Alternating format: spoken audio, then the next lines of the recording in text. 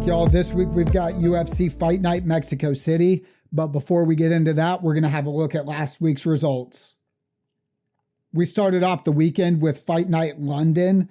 For that card, the model correctly predicted 8 out of 13 fights. Not the highest percentage, but it was very underdog heavy. And we cashed on 5 of those underdogs, including 2 that were plus 300 or better. By the end of the card, we had profited 8.14 units. And after that, we were directly into LFA 204. We were able to make 4 predictions on that LFA card, and we ended up cashing on 3 of them for a total profit of 2 units on that card. Not long after, on Sunday morning, we had a couple of predictions for One Championship 172. Both of them were on very big favorites in Shinya Aoki and Adriano Moraes. We started off great. Shinya cashed for us early. Then, towards the end of the card, Adriano Moraes failed to cash at minus 420. This was our only losing card of the weekend, but we took a pretty big hit, dropping 4.8 units. By the end of it all, we had profited 5.35 units on the weekend, so that was a nice little bump despite the one big loss. With that out of the way, let's have a look at this week's upcoming Fight Night card. It'll start off in the lightweight division with a bout between Markel Medeiros and Austin Hubbard. Markel will be making his UFC debut, currently riding a 6-fight win streak. Hubbard is in his second stint with the UFC. He's gone 1-2 so far this time, but went 3-4 in his first run. Neither of the models have much confidence in Hubbard here. They both take Markel at about 60% to win. We will be taking Markel in this matchup at minus 200 to return 1.5 units with a win. Next up at featherweight, we've got a fight between Jamal Emmers and Gabriel Miranda.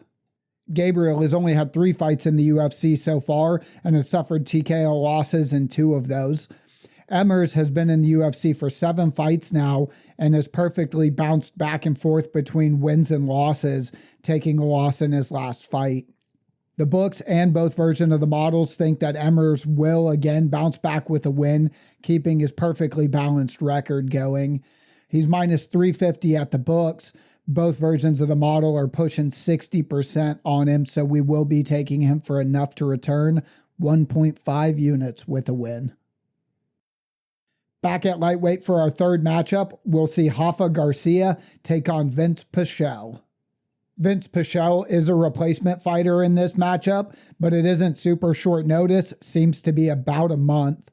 He will have a 3-inch height advantage as well as a 2-inch reach advantage, but none of that seems to overcome his 2-fight losing streak and just being 42.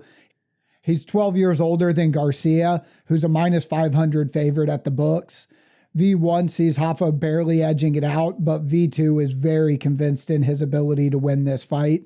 We will be taking Rafa here for 7.5 units to win 1.5. There's only one women's matchup on this entire card, and it will be a strawweight bout between Lupita Godinez and Julia Polastri. Godinez will be the third opponent that Polastri's been scheduled to fight on this card, but they have known about this matchup for a couple of months, so nobody's really taking a short notice fight here. Lupi's got a 7-5 record in the UFC, while Polastri is only 1-1 in the promotion. Despite a clear lack of high-level experience, both versions of the model see Polastri with a slight edge in this fight. She is a plus 185 underdog at the books, so we'll be placing a 1.5 unit wager on Julia.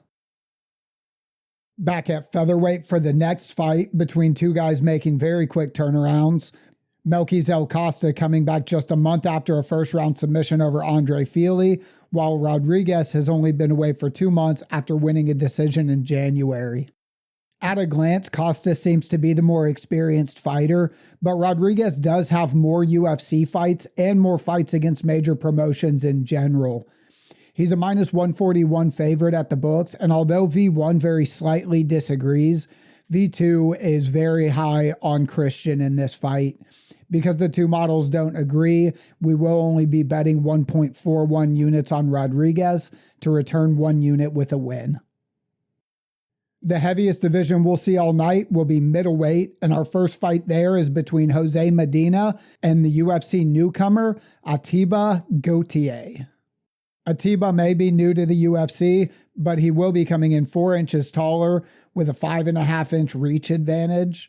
On top of that, his opponent Medina only has 1 fight in the UFC, which he lost, and he's on a 2-fight losing streak, counting his fight on the Contender Series. Neither the book nor the two models see Gauthier's inexperience as much of a setback. At the books, he's a minus 420 favorite, and both versions of the model lean pretty heavily towards him winning this fight. We will be taking Atiba Gauthier for enough money to return 1.5 units with a win. We'll be closing out the prelims on this card with a flyweight bout between CJ Vergara and Edgar Chairez. While looking over their records, I did notice that CJ has missed weight in 3 of his 7 UFC bouts, and he's lost in all 3 of those cases. So if he is overweight this weekend, you may keep that in mind. Edgar doesn't have as much high-level experience with only 4 UFC bouts, but he has got a finish in every single one of his professional wins. On top of that, he will be the younger fighter by 4 years, and he'll also have a 4-inch reach advantage in this fight. The book odds like him to the tune of minus 280, and both versions of the model like him as well, even though V2 is just very slightly leaning in that direction. We will be taking Edgar here to win 1.5 units. We'll be kicking off the main card in the same division with a bout between Kevin Borjas and Ronaldo Rodriguez. These two will both be making their 3rd walk to the octagon on Saturday night, but Borjas is in a must-win situation coming off back-to-back losses, while Ronaldo Rodriguez is looking to keep a 7-fight win streak alive. The bookmakers lean slightly towards Rodriguez here at minus 146, and both versions of the model are pretty in line with that, V2 being much more confident in this case.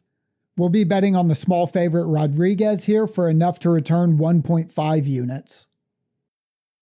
Moving up ever so slightly to bantamweight, where David Martinez will take on Simon Oliveira.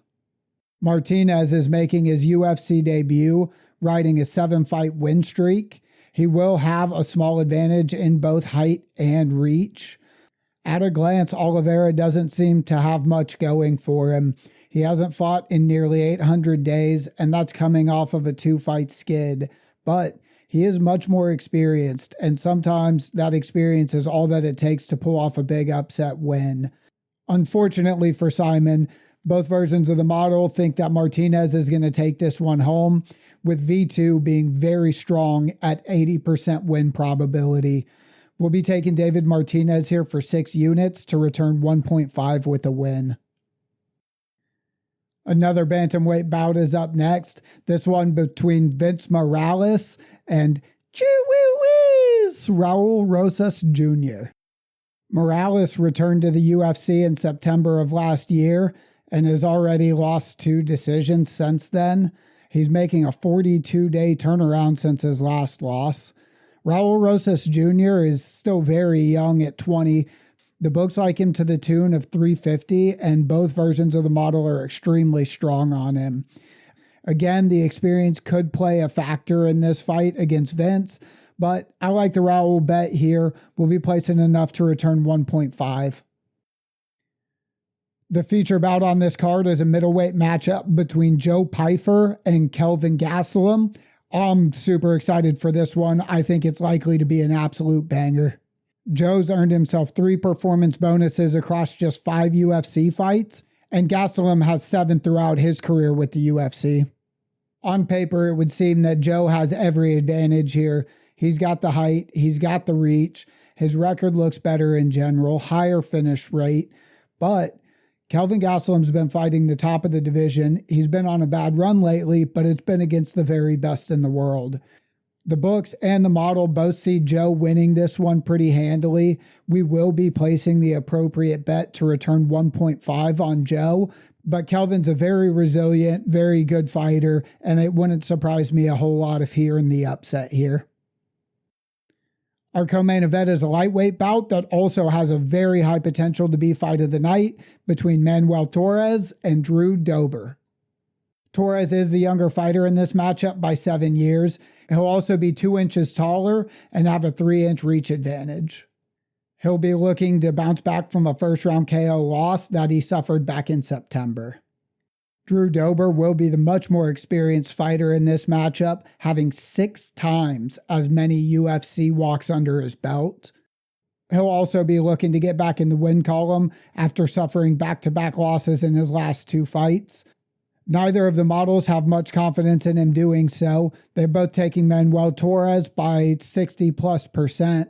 The bookmakers aren't so confident at -129, but that just makes it a little bit cheaper. We'll be betting enough to return 1.5 units with a win. And for some reason, this card is headlined by a flyweight bout that has no real title implications at all between Steve Erceg and Brandon Moreno. Erceg is coming off back-to-back losses, while Moreno won his last bout but has lost 2 of his last 3. Erceg will be taller by an inch, but that's likely negated by Moreno's 1-inch reach advantage. Both versions of the model lean towards Steve Erceg in this fight. The book odds aren't too wide, but he is a +168 favorite. We'll be putting 1.5 units on Erceg here. As expected for a UFC card, I was able to make predictions on all 13 fights. This card is almost the exact opposite of last week. We've got 11 out of 13 favorites predicted to win, and nearly every single fight is agreed upon by both models. This makes for an extremely expensive card. None of the favorites were super huge, -500 being the largest of them, but there were several of them over -300. So putting enough to return 1.5 units on those lines does cost a lot. For us this week, it turned out to be 51% of our bankroll. Our potential win is not that great, only able to profit 21.26 units with a perfect night. That would be a 41% bump, but it's incredibly unlikely also. That's all I've got for you today, although there is an LFA card this weekend, so as soon as the lines drop for that, I'll be running the numbers and putting them up over on Patreon. Good luck on all your bets this weekend, and I'll catch you guys in the next one.